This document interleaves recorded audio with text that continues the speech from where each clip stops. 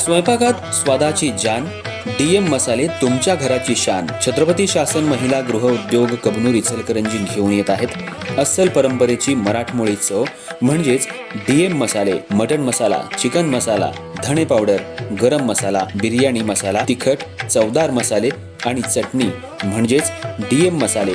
तर आजच आपल्या जेवणाची रंगत वाढवण्यासाठी केमिकल विरहित डीएम मसाले, गृहिणींच्या मनातले मसाले आणि चटणी अवश्य वापरा. डीएम मसाले महिला बचत गटाद्वारे करणारे स्वच्छ माफक दरामध्ये म्हणजेच डीएम मसाले. संपर्क दिव्याताई मगदूम, मोबाईल 91 30 80 22 55.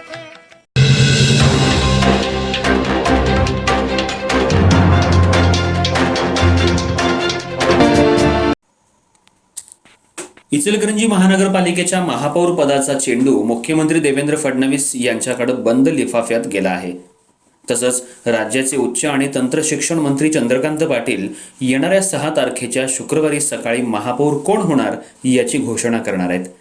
इचलकरंजी महानगरपालिकेची निवडणूक पार पडली. यामध्ये महायुतीकडून जोरदार प्रचार करून 47 जागांवर विजय मिळवण्यात यश आलं. यामध्ये भाजपकडून 43 जागा, शिवसेना शिंदे गट 3 जागा, तर राष्ट्रवादी अजित पवार गटाला 1 जागा आणि शिवशाहू आघाडीला 17 जागा अशा सुमारे 65 नगरसेवकांना जनतेनं निवडून दिलं आहे. महापौर बनवण्यासाठी मोठी रस्सीखेच लागली होती. इचलकरंजी शहराचा पहिला महापौर कोण होणार याची उत्सुकता सर्वांनाच लागून राहिली आहे.